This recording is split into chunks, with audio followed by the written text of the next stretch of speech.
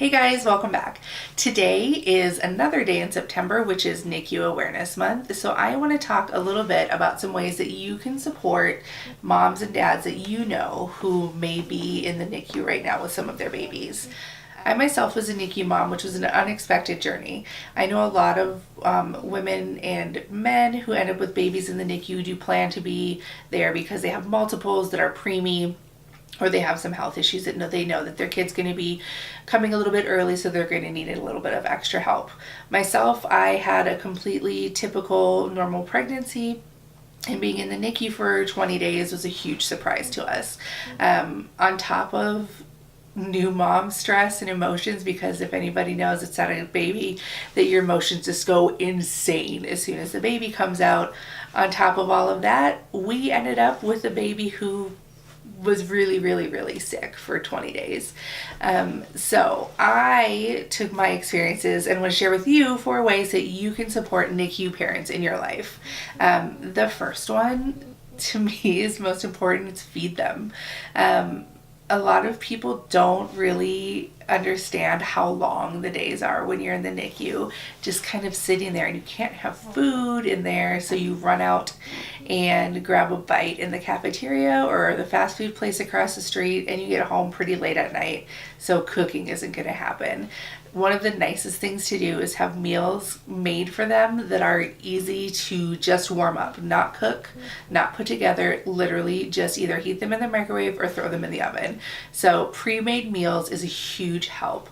Another thing that's really great is something that can just be taken along, like healthy granola bars or protein bars or something actually tasty that moms can throw in their bag for themselves, or dads can too.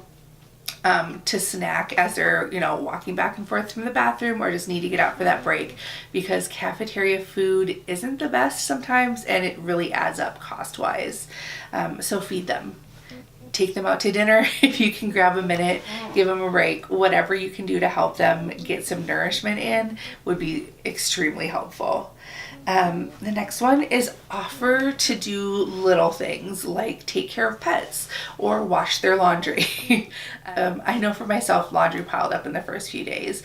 And I had a friend of mine who was in NICU, and she had 3 dogs, and she just didn't know what to do with them during that time, and she felt terrible leaving them in their home with her parents being out of town. So she ended up boarding them, and I knew that kind of broke her heart a little bit. So I would say offer to do the things that you would like somebody to do for you. It can be even like little things like feeding their fish, walking their dogs, feeding their pets, or even just taking their pets for a little while. Do they have other kids? Maybe offer to babysit, wash some dishes, or throw a load of laundry in. You don't know how much those little things can really help someone who's under the stress of NICU. Another thing that I think is very important to touch on is don't disappear. When babies are born, everybody wants to come and ooh and ah and coo over the little newborn in the house, and you get tons of visitors those first few weeks with a new baby. When you have a baby who's in NICU, you don't have that. People can't come and visit very easily. It's, the thought of a sick baby kind of freaks people out, if I'm going to be totally honest. So don't disappear. Check in with them. Send a text. Don't call, because people can't take a call in the NICU. Send a text, see how they're doing. Anything that's funny that you thought of during the day. Ask to see pictures of the baby. It's not easy to look at a baby who's either in an incubator or has got tubes to them, but parents of a new baby want to share their baby regardless of what their situation is. So ask for pictures of the baby. Don't disappear. Try to be there for them as much as you can. That is huge. Life in the NICU can be pretty lonely when you come home at night and your house is really quiet when there should be sounds of crying. So kind of keep that in mind and be there even more than you would for a new parent with a typical baby. And finally, this one is also really important. Allow them to grieve their situation.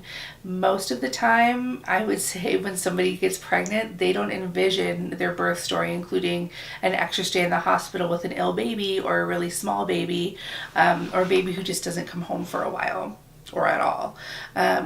So allow parents to have the time to really be sad about the loss of that situation.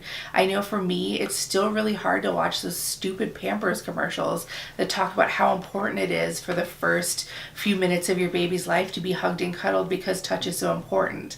I was not able to give my son that for 20 days, and it makes me feel really sad that he and I were both robbed of those experiences. So allow parents that are in the NICU to grieve the fact that their birth didn't go to plan and they got to miss out on a lot of things that are considered the most important part of birth. Okay, those are the 4 ways that I think are great ways to help support NICU moms when you really just don't know what to do. But really though, anything you can do to show your love and support for these parents going through this difficult time can really make a world of difference. It's a sad and lonely and wonderful and strengthening and miraculous time for a lot of parents, and the emotions go from the highest highs to the lowest lows, and it can be in a matter of minutes. So providing some stability and strength and support for these parents is a huge gift that you can give to them. All right guys, thank you so much for watching and thank you for listening. I hope that this will be able to give you some helpful tips and pointers when you really don't know what to do for people who have babies in the NICU. Thank you so much for your time, and I love you guys. Have a wonderful day. Bye.